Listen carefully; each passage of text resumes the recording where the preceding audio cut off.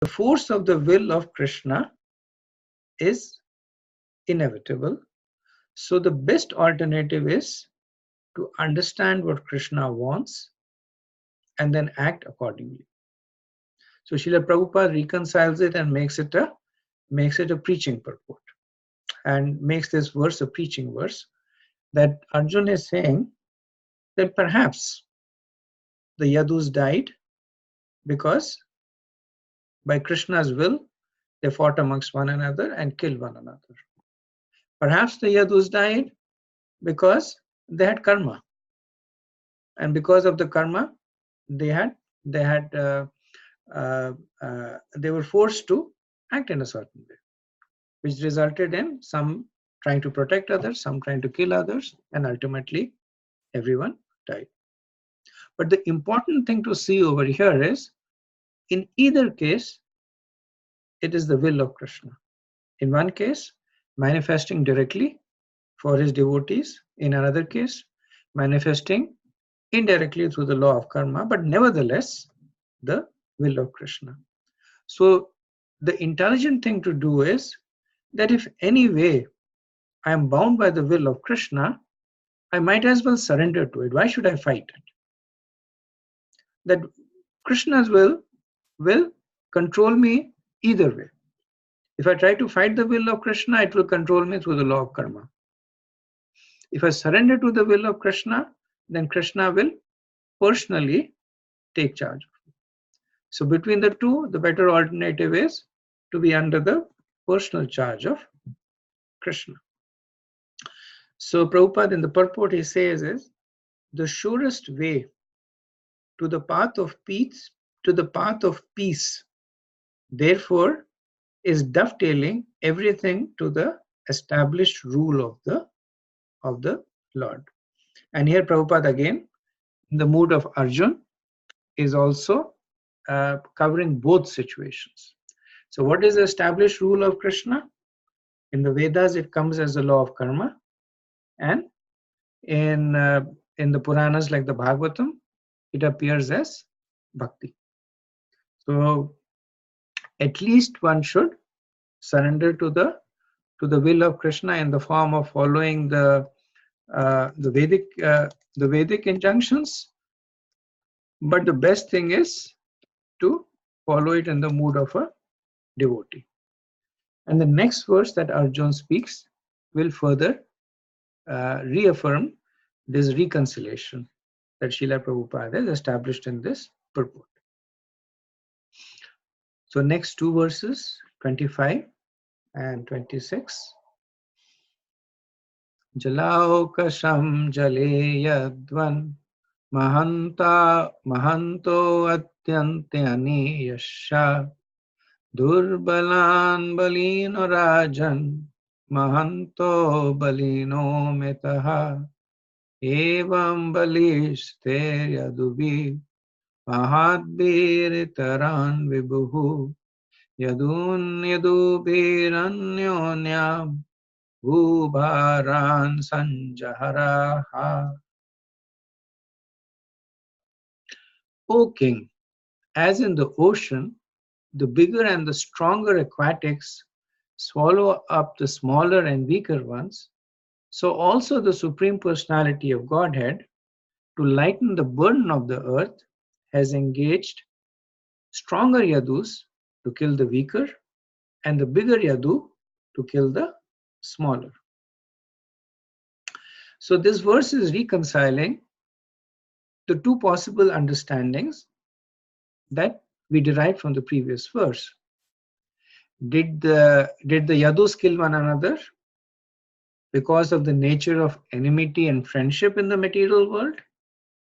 Or did they kill one another because of the will of Krishna? So as per this verse, it is both. That Krishna engaged this friendship and enmity as the tool for the Yadus to kill one another and therefore lighten the burden of the earth. So it is the will of Krishna, and it is also the law of karma.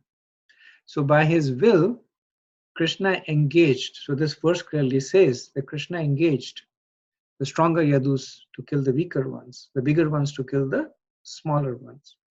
It's just like he gives the analogy of the of the of the aquatics. It's just the law of nature that the stronger will dominate the weak. So Krishna, he used this law of nature. Now it's a different thing that this law of nature has also been put by Krishna himself. But the point that is being made is that Krishna appeared in both ways. That because he considered the Yadus to be his devotees, so he personally engineered their end, and in order to engineer the end, he used this as a tool. So if we were to extrapolate the logic in this verse, that the weak were killed by the strong and the small were killed by the big, then this fratricide in the Yadus should have ended with the strongest and the biggest survivors. But however, that did not happen. So the 4 and 5 that survived were definitely not the strongest and the biggest. So in order to explain this, Vishwanath Chakravarti Thakur, he interprets the analogy as follows. So he says that what the verse is saying is, amongst the aquatics, the big can eat the small, and the weak and those of equal strength and size can eat each other. So the point that he's making is that there is the weak and the strong, there is the small and the big, and there is also the peers. So the weak may be killed by the strong, but ultimately the strong fought with one another and killed each other. That is why the annihilation was complete. This pastime is also spoken in Bhagavatam in the 3rd canto, and this is in a conversation between Uddhav and Vidur, just after the passing away of Krishna. This is 3rd canto, 3rd chapter, verses 14 and 15. So Uddhav is saying to Vidur, after the battle of Kurukshetra, the Lord said, the abatement of the earth's great burden, 18 Akshanis, has now been effected with the help of Drona, Bhishma, Arjuna, and Bhima. But what is this? There is still the great strength of the Yadu dynasty, born of myself, which may be a more unbearable burden. When they quarrel amongst themselves, influenced by intoxication with eyes red like copper because of drinking madhu, then only will they disappear. Otherwise, it will not be possible. On my disappearance, this incident will happen. So this is Krishna's meditation. So one may ask that why did Krishna do this? Why didn't he just leave the Yadus be? And the point that he's making is that the prime purpose that he came for, which was the annihilation of the demoniac forces, that had been accomplished. But in order to do that, he also created this greatly powerful Yadu Vamsha. And the Yadu Vamsha may also become a part of the problem. So Krishna, in order to forestall that, he engineers the disappearance of the Yadu Vamsha. In Kram Sandarbha, Jiva Goswami says that one must not think that the Yadus were an adharmic burden. So when Krishna is thinking like that, and actually this is spoken about in more details later on, which hopefully we'll cover today also. But one must not think that Krishna thought that the Yadus were impious, that they were adharmic. So actually the burden of the Yadus was adharma. The Yadus were not adharmic, but their burden was adharma, which means that they were engaged to remove this adharma. So then in that context, this verse would be interpreted as the Supreme Lord, in order to reduce the adharmic burden on earth, engaged the powerful Yadus to kill the weaker impious kings. So the verse takes on a different meaning. It does not point to the annihilation of the Yadus, but it actually points to the potency of the Yadus. And the reason Jiva Goswami is doing this is because the same point will be made in verse 20, I believe in verse 34, I believe. So what Jiva Goswami is saying, that why would the same point be made twice, even though it's made by different speakers? At that point it's made by Sutta Goswami, here it's made by Arjun. But what Jiva Goswami is saying, why would the same point need to be made twice? So he's saying at this point, it's a glorification of the Yadu dynasty, which will establish the context of when Sutta Goswami says about the destruction of the Yadu Vamsha. So, so in order to support this point, Jiva Goswami, he refers to a verse in the 11th canto of the Bhagavatam, first chapter.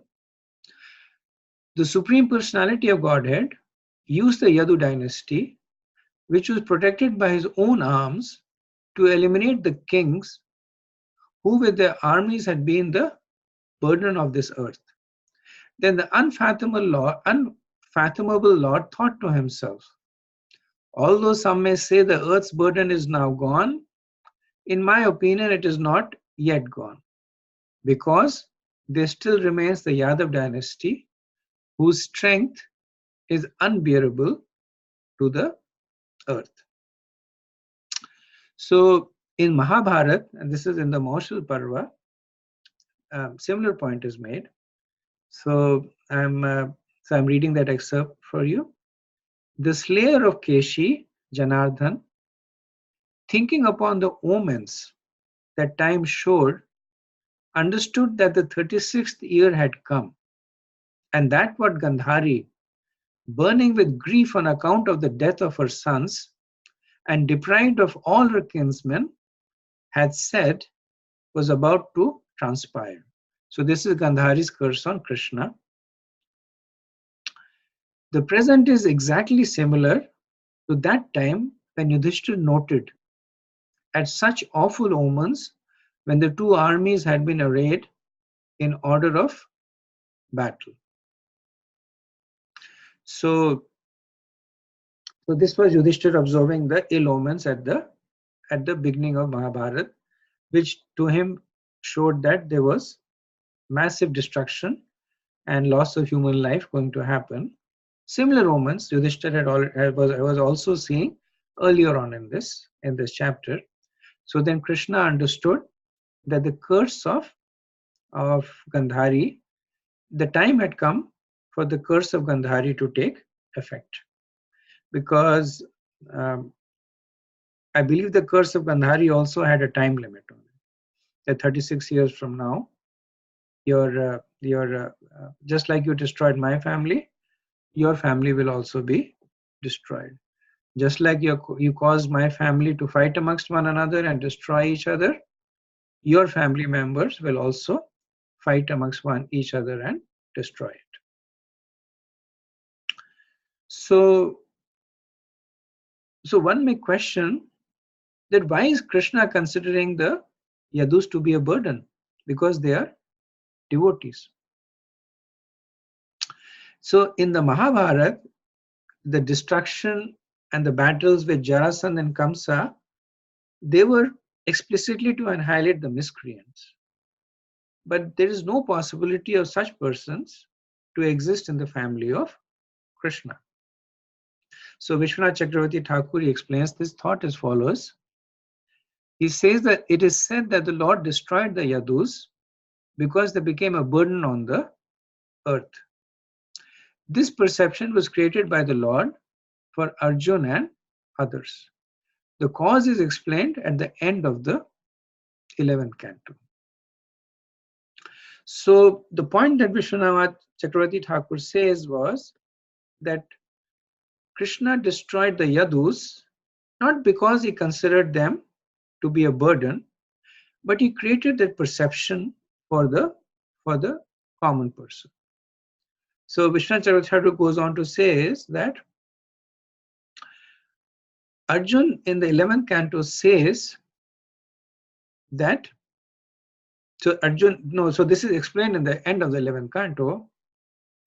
Arjun here says, so Arjun in this verse says that this was because the Yadus had become a burden on the earth.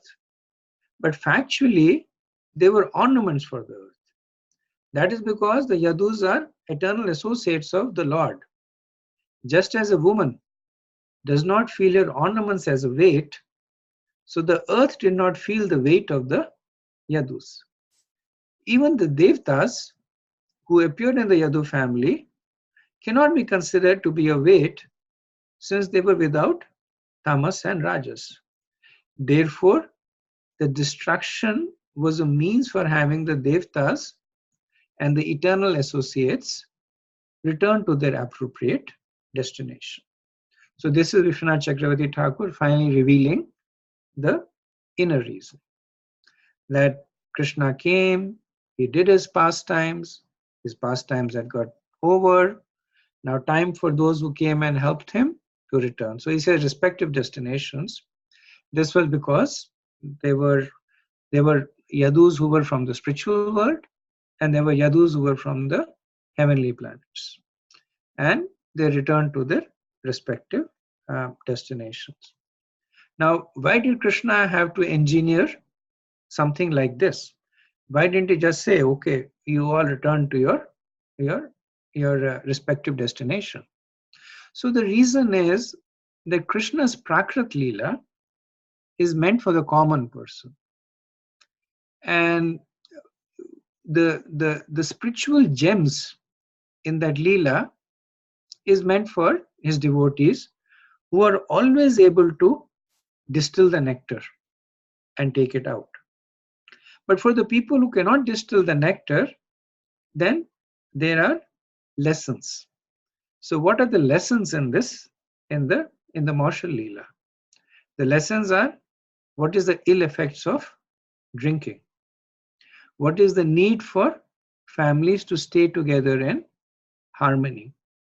What is the temporary nature of all material advancements? And what is the need for constant protection of the Lord? So all these are lessons that common people can understand and absorb from this Leela without having to go too deep into analyzing that how and why is Krishna dealing with his devotees. So this is explained more so in if you read the purport of 11.1.3.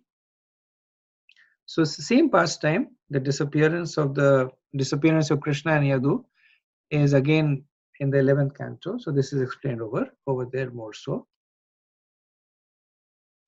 So Srila Prabhupada again in the mood of the Prakrit Leela. So he comments on the intrinsic inequality in the material world. So he says that in the spiritual world, there is no struggle for existence because everyone there exists eternally. There is no disparity because everyone wants to render service to the Supreme Lord, and no one wants to imitate the Lord in becoming the beneficiary. The Lord, being creator of everything, including the living beings, factually is the proprietor and enjoyer of everything that be. But in the material world, by the spell of Maya or illusion, this eternal relation with Supreme Personality of Godhead is forgotten. And so the living being is conditioned under the law of struggle for existence and survival of the fittest. So Srila Prabhupada is again, he is carrying forward the mood of the Prakrit Leela and saying, see, this is the difference. In spiritual world, there is no competition. Everybody is serving Krishna. There is no fear of death. Everybody is eternal. There is no scarcity of anything. But in the material world, there is, which is why there is this hard struggle for existence and the survival of the fittest over here. So we also see over here an interesting succession of chains of cause and effect that are revealed by the acharyas and the scriptures. So the immediate cause of destruction of the Yadus was their fighting with one another. The cause of this was the curse of the Brahmanas. So you remember the pastime of the Brahmanas coming and getting upset at the Yadu boys and cursing them. So that was the cause of their battle. What was the cause of the curse of the Brahmins? That the Yadus had become adharmic. It was not expected of them to interact in this way with exalted sages. So the cause of the sages did not needlessly curse them. It was because of the adharmic conduct of the Yadus. Why did the Yadus become adharmic? Because of the curse of Gandhari. So Gandhari had given this curse under the influence of the curse, because Krishna actually accepts that curse. Krishna, of course, being Krishna, would have negated the curse, but that time he says, I accept your curse. So because Krishna accepted the curse, under the influence of the curse, the Yadus became adharmic, which caused the Brahmins to curse them, which caused them to fight amongst one another, which caused them to be annihilated. And why did Krishna accept the curse of Gandhari? Because of his desire to lighten the burden of earth. So why did he want to lighten the burden of the earth?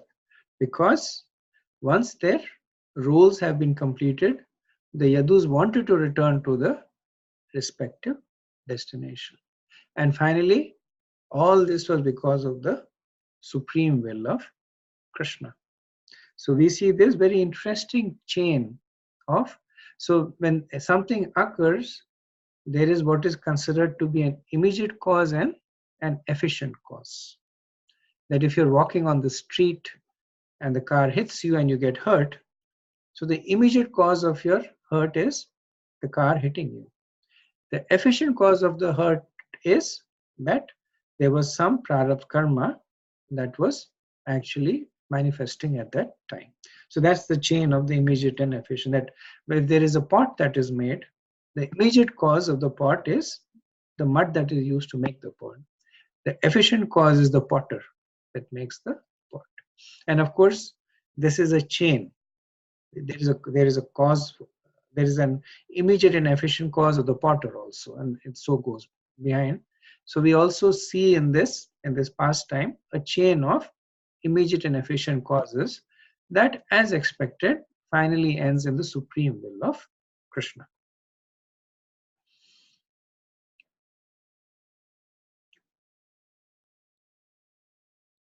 Okay, I'll pause here and see if there is any questions or comments. Hare Krishna Prabhu, please accept my humble obeisances. This is Nandagopal Das from Canada. Regarding the Krishna's direct role in destroying the Yadu dynasty, and also the karma playing a role in the Yadu dynasty's destruction. I was thinking when you mentioned about there are different categories of people from the Yadu dynasty. One is the devotees directly from the spiritual kingdom, and the other one is from the heavenly kingdom.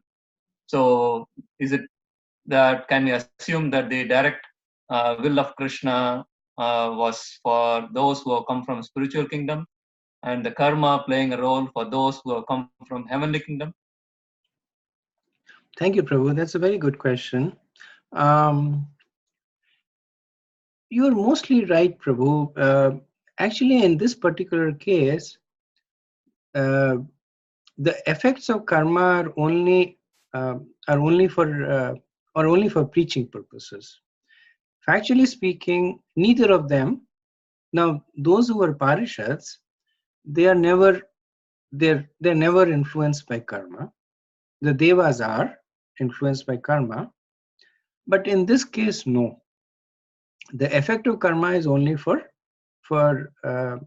as we were discussing, for preaching purposes. Both the devas and as well as the parishads, they both disappeared because of the the desire of Krishna to restore them to their respective positions.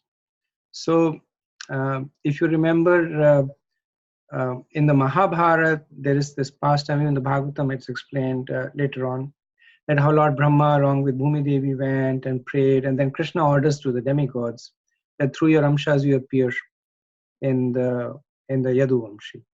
So those were all amshas of devas, and their natural position is to be reunited to their original place.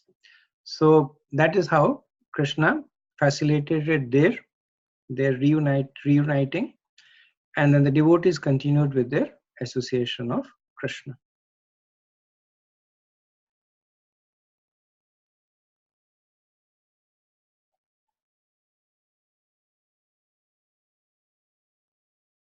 Okay, any other questions, comments?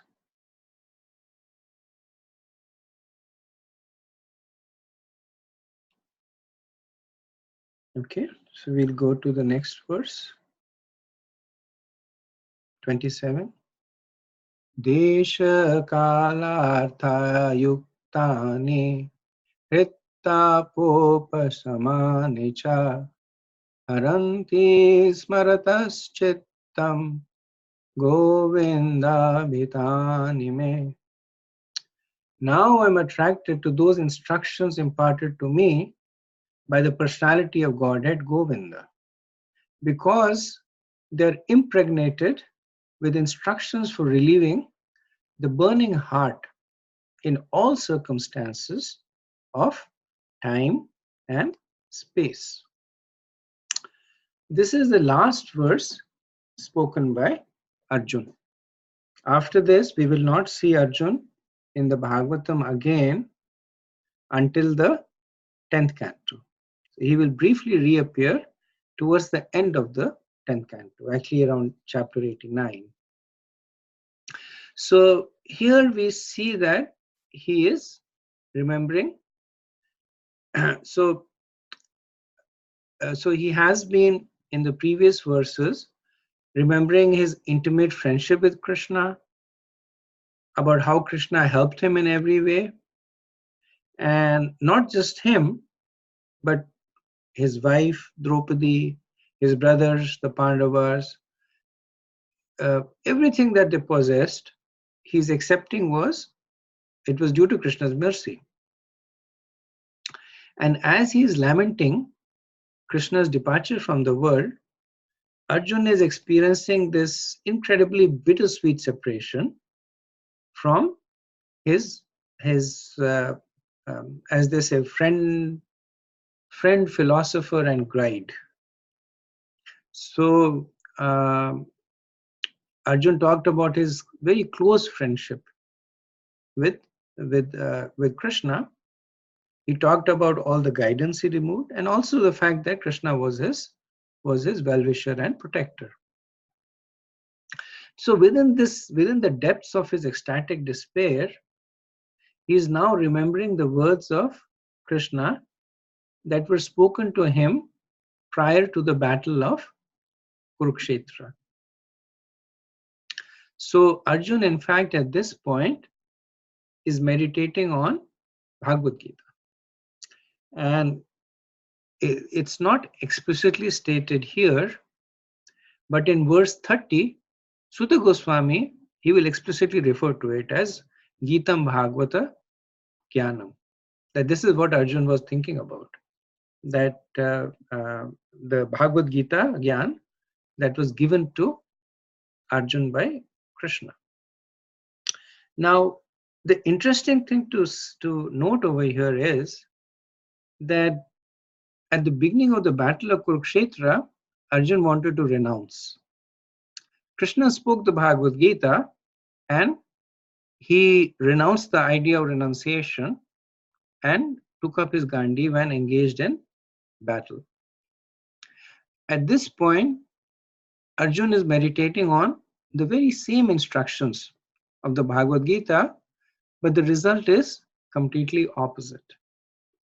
That based on his realization of those instructions, Arjun will now renounce. So Arjun, who was a fully engaged king, and he was helping his brother manage the empire which straddled around the globe, now he gives up everything. So the point that is made over here is that the instructions of Bhagavad Gita. So that is why in this verse, Sutta says Desha Kalartha Yuktani. That based on Desha, which is place, Kal, which is time, and Artha Yuktani, which is circumstances. So based on Kal, Desh, and Patra, the instructions of Bhagavad Gita at one point directed Arjun to give up his renunciation and engage in battle. Same instructions at this point are directing Arjun to give up his kingly duties and take to renunciation. So from this we can understand that the Bhagavad Gita is a solution to all problems at all times and all places. That for any Kal, Desh, Partha, Bhagavad Gita is the solution. So that is why the Bhagavad Gita is called as a living piece of literature, because it will respond specifically to your Kal, Desh, Partha. See, that's the beauty of the spiritual master, right? The scriptures, they will give you rules, they will give you guidance. But the spiritual master is actually expert in applying to your Kal, Desh, Partha. The famous example is of two sannyasis going to Srila Prabhupada right after receiving sannyas initiation. To one sannyasi, Prabhupada says that now you're a sannyasi, you just live in the temple, worship the deities. To another sannyasi, he says, now you're a sannyasi, you don't stay in one place for more than a few days, you constantly roam around and preach. And then when his servant asked him, why are you giving opposite instructions? And Prabhupada explained that one sannyasi by nature, he is very Brahmanical. He will draw sustenance from deity worship and staying at one place, taking care of the deities. The other sannyasi, he is more Kshatriya. He likes to travel, he likes to preach, he likes to convince others. Both of them will make the same kinds of devotional advancements, but in different ways. So that is preaching according to Kal, Desh, and Partha. So similarly, the Bhagavad Gita is also, because of the potency it's been imbued by the personality of Godhead, is able to do that. That is why the Bhagavad Gita is universally read and adored. So many people have had this. I think in the back cover of the Bhagavad Gita, there is a quote from someone who says that whenever I feel there is a problem, I turn the pages of Bhagavad Gita, and there I find the answer to the questions that I am looking. So if the same verses said the same thing, then you would not have to read them again and again. But the nature and the potency of the Gita, and indeed of the Bhagavatam also, is that it is living. It responds to you based on how you approach it. The other point that is illustrated over here is that Arjun enjoyed several years of direct association with Krishna, face to face, Vapu. The Bhagavad Gita was also spoken personally. Krishna was standing right in front of Arjun and he spoke the Bhagavad Gita, and based on that, Arjun had deep realizations. Now the situation is that Krishna had left the planet, so there was no more Vapu. But the association was continuing in the form of the very same words of Krishna, which is Vani, with the same level of efficacy. So when Arjun meditated on the Bhagavad Gita, when Krishna was standing in front of him and speaking it, and when Arjun was meditating on the Bhagavad Gita, when Krishna was not standing in front of him, same efficacy. In both cases, by meditating on Bhagavad Gita, he was able to pacify himself and find a solution to the problems. So the takeaway is the Vani is as powerful as Vapu. So one should not think. Sometimes people say that one can understand why Arjun he could follow the instructions of Bhagavad Gita immediately because the Lord was standing right in front of him and speaking. But the truth is, at this situation, the Lord is not standing there. He is gone. But still, Arjun was able to draw nourishment and sustenance from the Gita. So the point that is made is that whether Krishna is in front of us or not, if we are associating with him through his words and instructions, it is as good as us being in the personal association of Krishna. So Srila Prabhupada has a fairly lengthy purport, which I am not going to go through, but I would recommend, as always, to read it because the purport is actually a summary of the Bhagavad Gita. So one of Srila Prabhupada's expertise is the ability to extract the essence and present it in a very concise way. So that's what he does in this purport, that he extracts the essence of the Bhagavad Gita and then he presents it in 3 or 4 paragraphs. So it's a high-level summary of the entire Bhagavad Gita. So it is good if you want to clip that purport and keep it. So if somebody asks you, can you explain the Bhagavad Gita to me in 10 to 15 minutes, then this is the purport that can help you do that.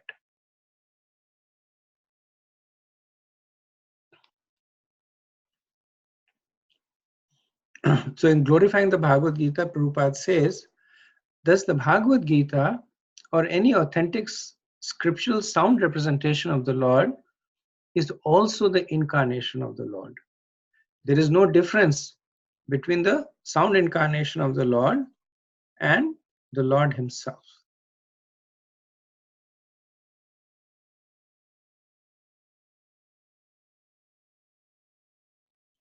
Okay, so we'll do the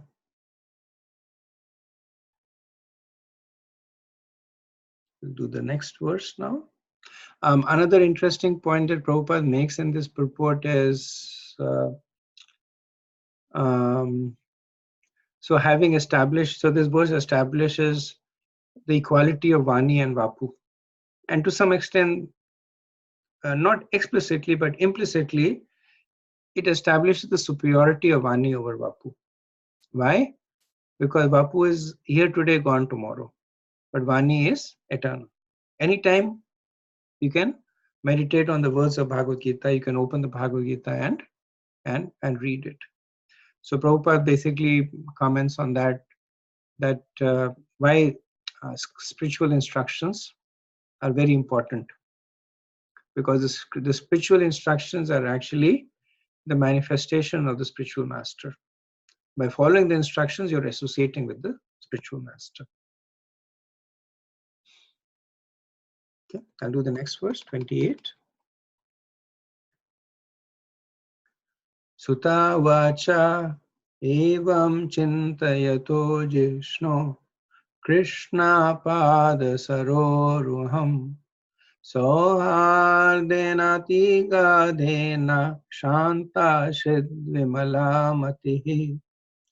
Sutta Goswami said, thus, being deeply absorbed in thinking of the instructions of the Lord, which were imparted in great intimacy of friendship, and in thinking of his lotus feet, Arjun's mind became pacified and free from all material contaminations.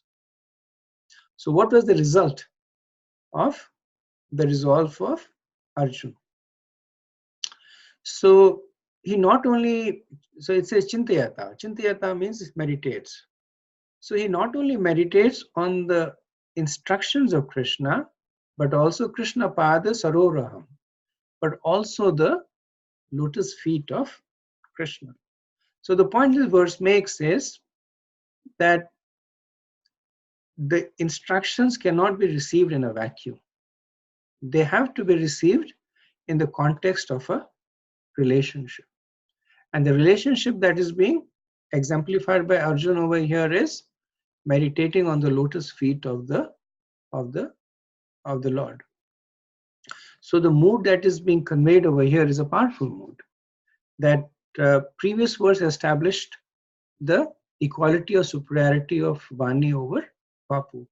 This verse establishes the mood in which this Vani can be received. Tadvidi Pranipatena Pariprashnena Sevaya. So that mood is being exemplified by Arjun's action over here. And then what is the prayojan? What is the result of Arjun meditating in a prayerful mood on the instructions of Krishna? His mind becomes free of all contamination. Vimal. So mal means contamination, vi means completely gone. And shanta, that he becomes completely pacified. So shanta refers to the contrast of his previous stage of lamentation and agitation. So earlier on, when Arjun was in front of Yudhishthir, we see that strong mood of lamentation and agitation. And now shanta. Now that is gone. But the real benefit is vimala. So what is the mal? What is the contamination of the mind? The material desires, the modes of material nature, the false ego. So all these are the contamination of the mind, and Arjun became freed from all of that. So one may question at this point that just by meditating on the instructions, how did Arjun reach this stage? So it seems like he got a free deal, right? So what we generally try to do is read the Bhagavad Gita, meditate on it, and then act upon it. And that's how we purify ourselves. So if you remember from the fourth chapter, that cycle of Gyan, Karma, and Vigyan. You have knowledge, you act upon it, you get realizations. And based on the realizations, you get more knowledge, you act upon it, and then you get more realization. But in the case of Arjun, we see that cycle does not seem to be happening. So Prabhupada explains this. He says that the Lord is like the sun. The sun's appearance means immediate dissipation of darkness or ignorance. And the Lord's appearance within the mind of the devotee can at once drive away the miserable material effects. Lord Chaitanya has therefore recommended constant chanting of the name of the Lord for protection from material world. So it's not that there was no action on that happened. This thing did not happen in a vacuum.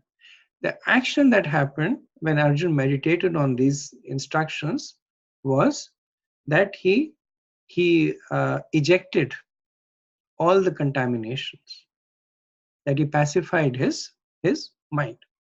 Now Arjun is at a stage where he did not have to go through the cycle of Gyan, Karma, and Vigyan in order to a repeated cycle.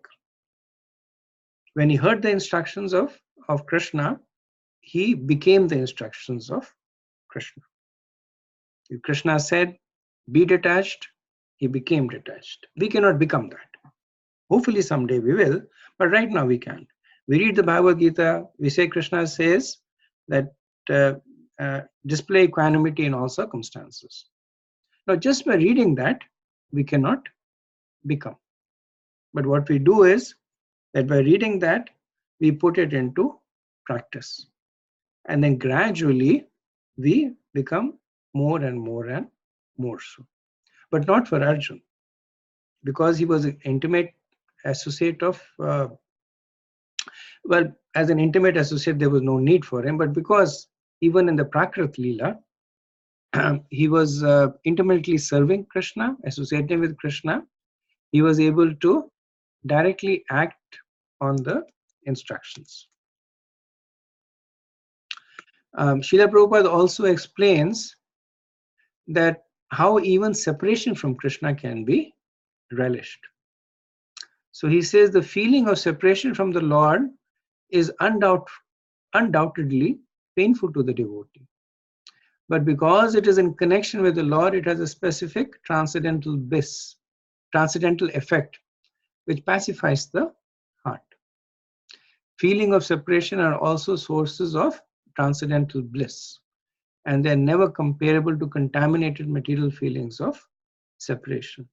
Same point is made by Jiva Goswami in Priti Sandarbha 52, where he talks about Arjun, that he became peaceful, devoid of sorrow, because the Lord appeared in his heart as if to his eyes. His mind was pure, devoid of all contaminations. Vimala. Okay, we'll do the next verse, 29.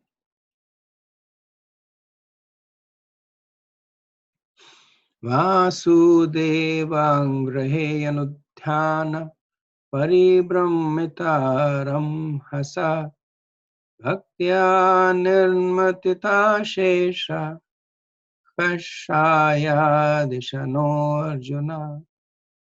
Arjun's constant remembrance of the lotus feet of Lord Shri Krishna rapidly increased his devotion, and as a result, all the trash in his mind, all the trash in his thoughts subsided. So here we are seeing the the action. So the instructions of Krishna were internalized by Arjun, and here we see that two things happen: that his devotion increased and the contamination in his thoughts vanished. So if you look at this verse and the previous verse, they are almost identical. So Chintayato Jishna Krishna Pada Sauram in the previous verse is replaced by Vasudeva Angri Anudhyana. Basically both of them talking about constant meditation of Krishna. And then the result, Nirmatita Ashesh Kashya, that the unlimited desires were pacified in this verse, is referenced by Vimal and Shanta in the previous verse. So one may question that why repeat the same thought? Why repeat the verse? Is it for emphasis, or is there something else that is going on?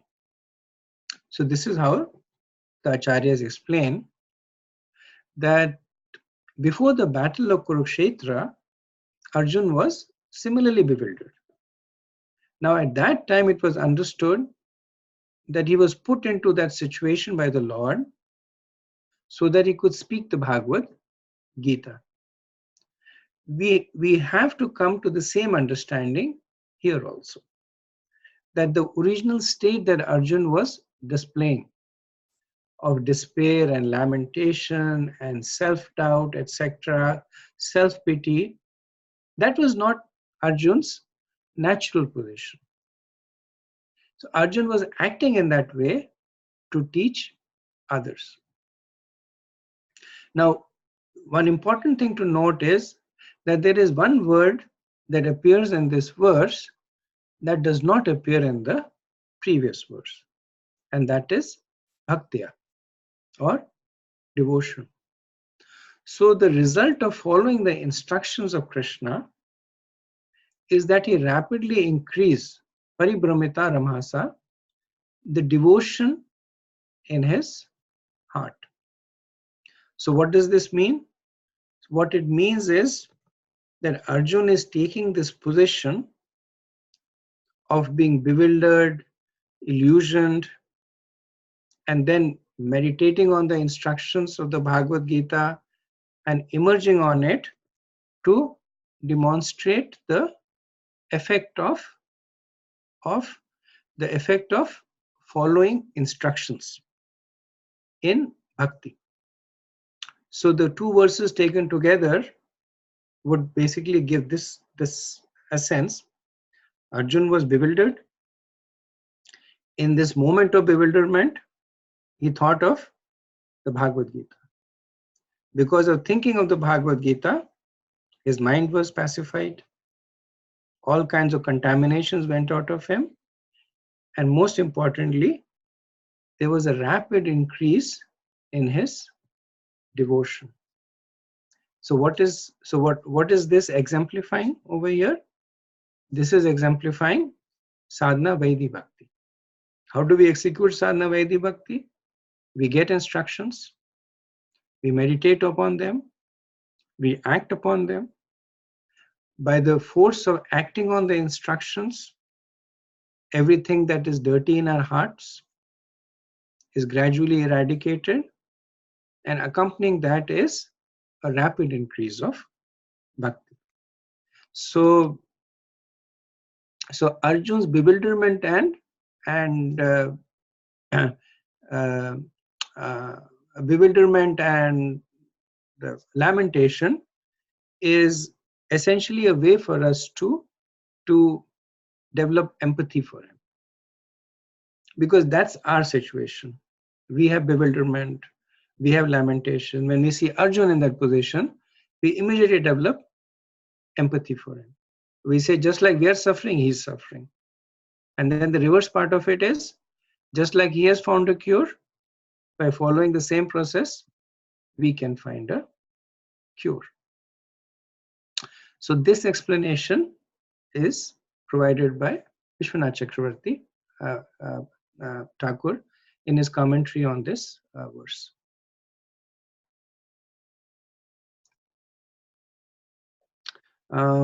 Next verse, verse 30.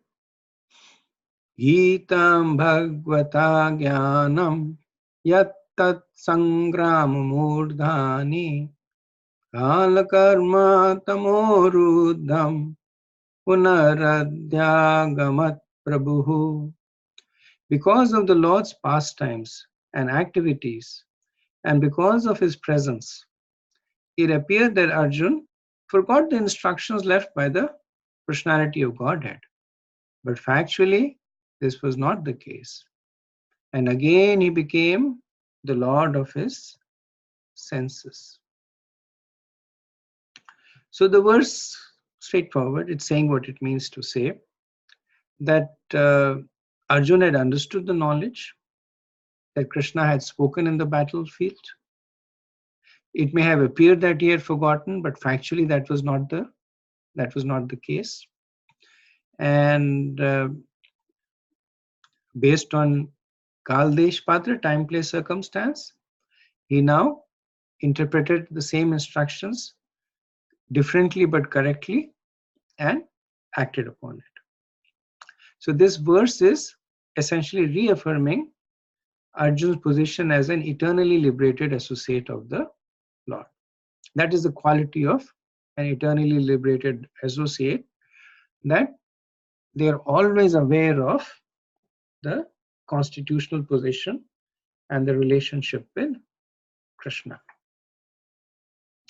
So this verse talks about the transition of Arjun from Tama Rudam to Prabhu. So Tama is darkness, which conveys ignorance, and Rudham is here Prabhupada translates it as unwrapped. It also means lamentation. So Arjun, he quickly went, it says Adyagamat, from lamenting in ignorance, Tamarudam, to being a master of his senses, Prabhu. So this transition had happened once before in the battle of Kurukshetra, and now it happens again. So the word Puna is used here. That Puna means again. Puna also means quickly. That it happened very, very quickly. So what was the catalyst? The the catalyst was implicitly referred to in the previous verses, and now Suta Goswami is calling out explicitly. What does he say? Geetam Bhagavata Jnanam Yattat Sangram Murdhani. So Geetam, Bhagavata, this is Bhagavad Gita. Jnanam, the knowledge of Bhagavad Gita. Yattat Sangrama Murdhani. That was Murdhani means in the middle of, and Sangram means battle.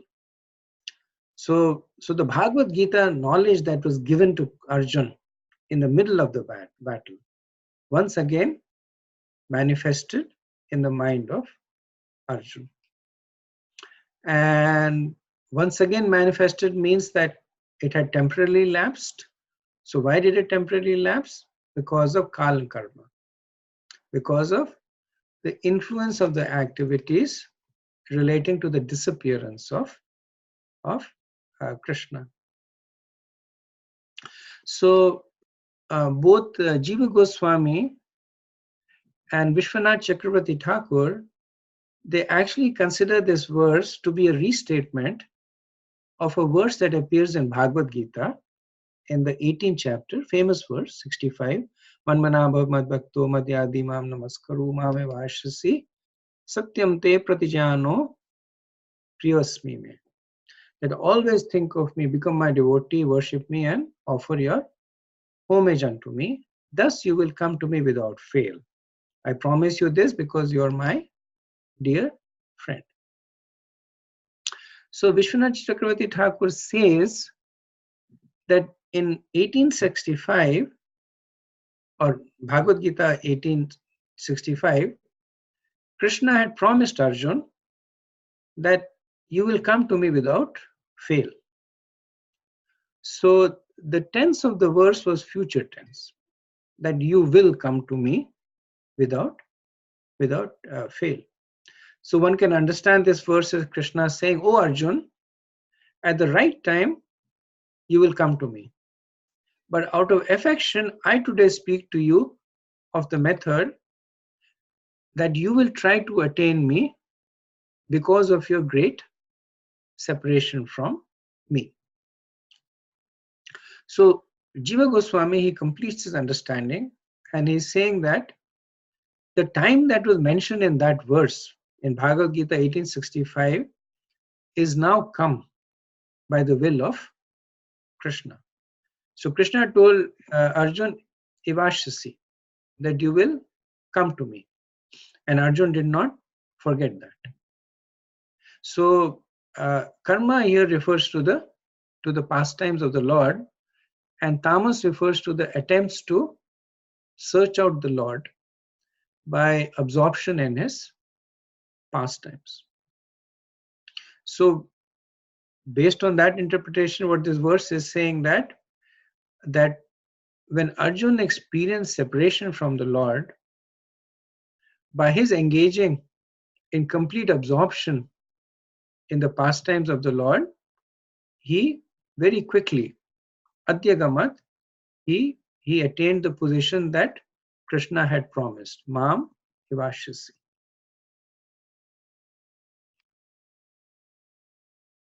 Okay, I'll stop here. Any questions, comments?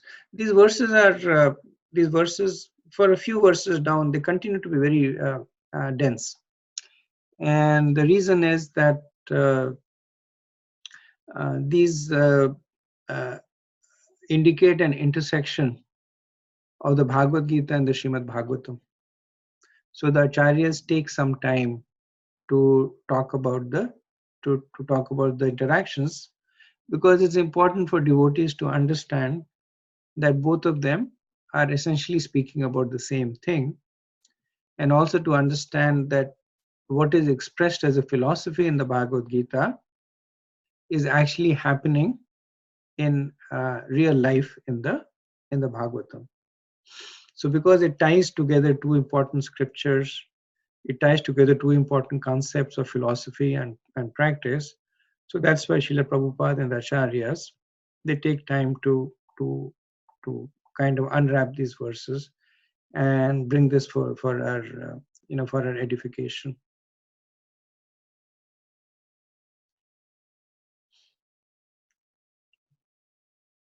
Okay, there are no questions. I can continue. Verse 31.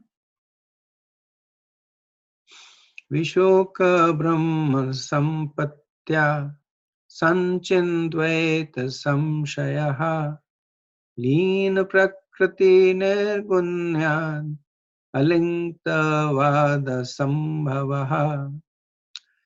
Because of his possessing spiritual assets, the doubts of duality were completely cut off. Thus, he was freed from the three modes of material nature and placed in transcendence.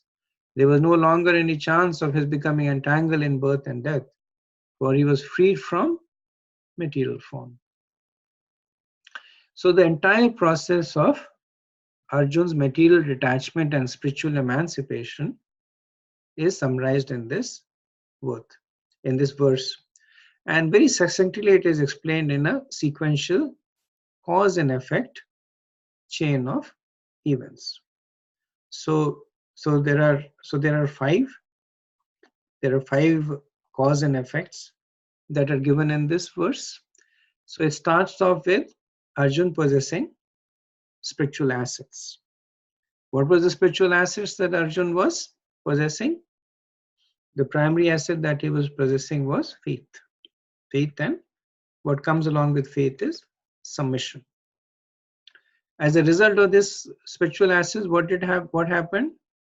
His doubts about duality of the self were addressed. So what are the doubts about the duality of the self? Am I the body or am I the soul? If I am the soul, am I the supreme soul or am I the servant soul? So all those doubts of the duality were addressed. What was the result of it? This is the third event, that based on this knowledge, he was able to transcend the modes of material nature. So the modes of material nature are the ropes that binds one to the material world. So when it says that he transcended the modes of material nature, which means that now he was no longer bound to the material world. So a situation of complete material detachment. What did that lead to? So fourth is that he is now situated in complete spiritual conception. That he is materially detached and spiritually attached. So since his doubts for the self have been addressed, he knows that his position is only with respect to serving Krishna and not with respect to serving the modes of material nature.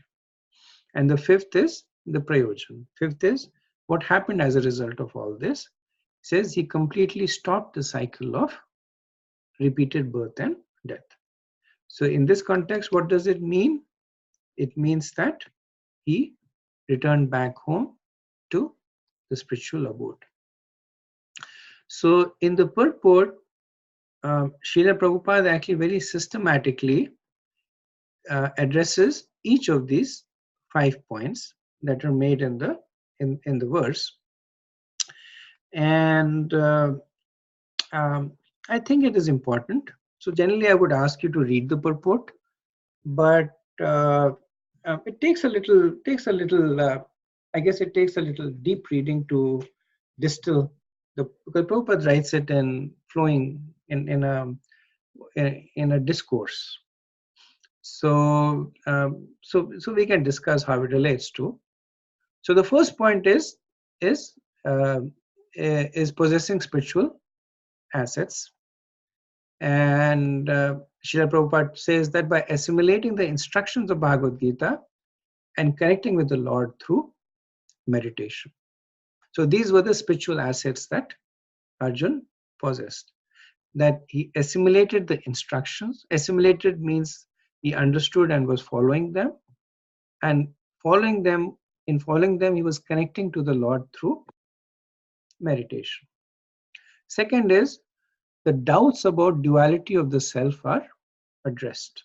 So Prabhupada writes in the purport, doubts of duality begin with the misconception of the material body which is accepted as the self by less intelligent persons. The most foolish part of our ignorance is our identifying this material body with the self. Even in relation with the body is ignorantly accepted as, no, everything in relation with the body is ignorantly accepted as our own. Doubts due to misconceptions of myself and mine. In other words, my body, my relatives, my property, my wife, my children, my wealth, my country, my community, and hundreds and thousands of similarly illusory contemplation cause bewilderment of the conditioned soul. Here Prabhupada talks about the results of the duality. The third point is, this knowledge helps one transcend the modes of material nature. So the modes of material nature creates two kinds of duality, for the self and in relationship with Krishna. So for the self, the doubt that it creates is that, am I matter or am I spirit? For the Lord, it creates the doubt that, is the God material or spiritual? Is the God same or separate from his creation? So in talking about how Arjun became free from duality about his understanding of Krishna, Srila Prabhupada writes, by assimilating the instructions of the Bhagavad Gita, one is sure to be released from such bewilderment, because real knowledge is knowledge that the Supreme Personality of Godhead, Vasudev, Lord Krishna, is everything including oneself. Everything is a manifestation of his potency as part and parcel. The potency and the potent are non-different. So the conception of duality is at once mitigated by attainment of perfect knowledge. As soon as Arjuna took up the instructions of Bhagavad Gita, expert as he was, he could at once eradicate the material conception of Lord Krishna, his eternal friend. So this is correcting his conception with respect to Krishna. Now, in terms of conception of self, Prabhupada writes, to become free from the material condition means to liberate the soul. As soon as one is therefore situated in absolute knowledge, his material conception of life is removed, or he emerges from a false conception of life. Thus, the function of the pure soul is revived in spiritual realization. This practical realization of the living being is made possible due to his becoming free from the reaction of the three modes of material nature, namely goodness, passion, and ignorance. So once that duality is eradicated, one becomes situated that I am the soul. Now the fourth was that one is now situated in a completely spiritual conception. So when one eradicates the material conception of duality, that's a step in the right direction. But then ultimately, it is considered to be a step in the right direction if it leads to the right conclusion, which is being situated in the spiritual conception. So to this point, Srila Prabhupada writes, he could realize that the Lord was still present before him by his instructions, by his form, by his pastimes, by his qualities, and everything else related to him. He could realize that Lord Krishna, his friend, was still present before him by his transcendental presence in different non-dual energies. And then he says that by attainment of absolute knowledge, one can be in association with the Lord constantly, even in the present life, simply by hearing, chanting, thinking of, and worshipping the Supreme Lord. One can see him and one can feel his presence even in the present life, simply by understanding the Advaita Jnana Lord or the Absolute Lord. And so this is the spiritual conception of understanding Krishna's presence and one's relationship with Krishna. And the fifth was that one stops the cycle of repeated birth and death. Prabhupada says, by the grace of the Lord, a pure devotee is at once raised to the place of the absolute. And there is no chance of the devotee becoming materially entangled again in conditioned life. And there is no question of attainment of the association of the Lord by another change of body under the influence of time and space. So this is the process of going back to Godhead. So Srila Prabhupada explains in this purport, he concludes and he explains that all this is available in the present age of Kali simply by following the instructions of Chaitanya Mahaprabhu. And he says that Mahaprabhu says that simply by chanting the holy name of the Lord, one can at once wash off the dust on the mirror of pure consciousness. And as soon as the dust is removed, one is at once freed from all material condition. One is able to feel the presence of the Lord in all circumstances until one is endowed with the required transcendental visions made possible by the devotional service prescribed in the revealed scriptures. So the reason Prabhupada builds all this is, so all this philosophy is what we know. Prabhupada is summarizing it again, but the reason he builds upon all that is to make this final point, that all this is available simply by chanting the holy name of the Lord. And Srila Prabhupada's purport is so extensive that you could actually spend days talking about it. But briefly, if you just look at the point that he makes, that simply by chanting the holy name, you wash off the dust. So this, what is he talking about this?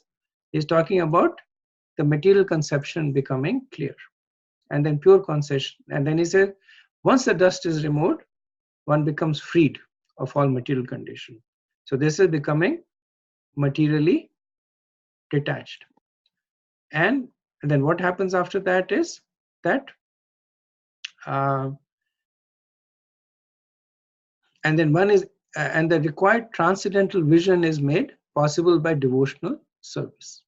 So this is the second aspect to the 5-point program that was given in this verse. So when Vishwanath Chakravarti Thakur he comments on this of this verse, he actually applies each of these 5 steps to Arjun. So pretending to be Arjun, Vishwanath Chakravarti Thakur says, so this is Arjun saying, I have constantly practiced the process of meditation that you taught me to attain you.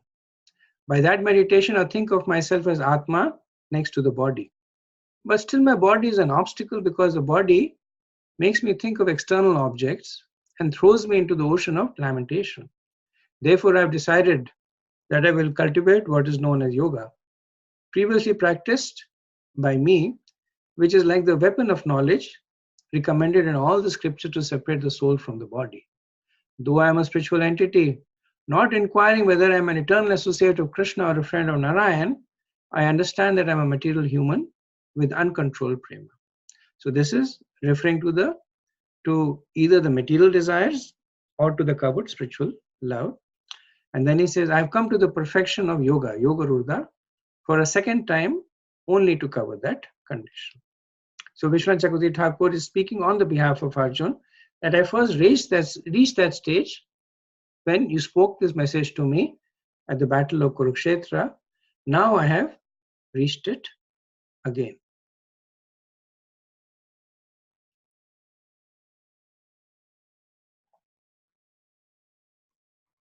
So this verse actually, and I'm just trying to see, I think I've spoken about it, done justice to Srila Prabhupada's purport. There are further analysis of these verses that are done by Jiva Goswami that actually go even deeper. So I'm not going to talk about it now, because I think, like I said, Prabhupada's purport it gives everything that we want. Jiva Goswami he analyzes it from the perspective of Arjun being a Jiva Mukta, Arjun being an liberated soul. And the analysis is a little different from that perspective, but the essential message is the same. Okay, so I'll do the next verse. I should actually stop over here. Yeah, I think I'll stop over here. Even the next verse is a continuation verse, but I'll stop over here. In a way, it's a good keep this verse for the next time, because the verse actually summarizes all the previous verse, so it will also be a continuity verse. And I'll see if there's any questions or comments.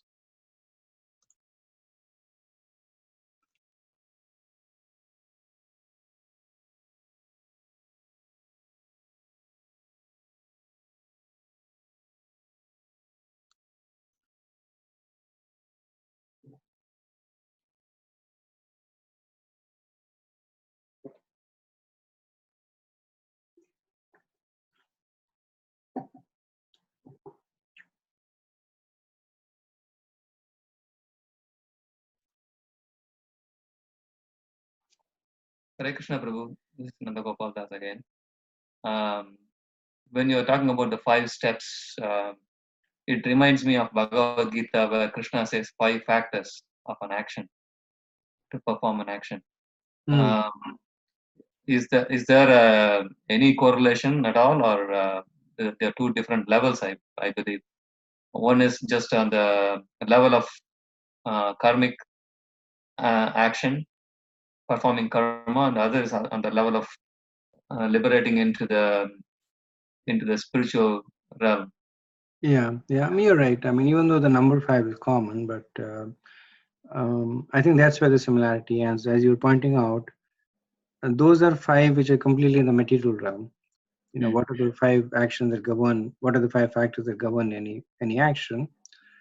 And this is like a 5-step process from being materially conditioned to going back to Godhead.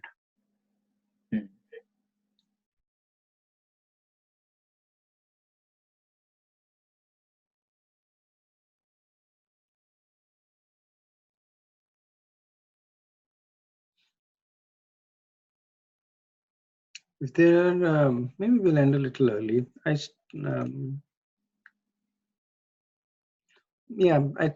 don't feel that we should do the next verse. I think maybe I won't be able to do justice to it also. So if there are no more questions, we'll end over here. Thank you very much. Vanchakalpatarubhayascha kripa sindhubhyev cha patitanam pavanebhyo Vaishnavebhyo namo namaha. Anant Koti Vaishnav Vrind ki jai. Srila Prabhupada ki jai. Nithai Gaur Premanand. Hari Hari Bol. Hare Krishna.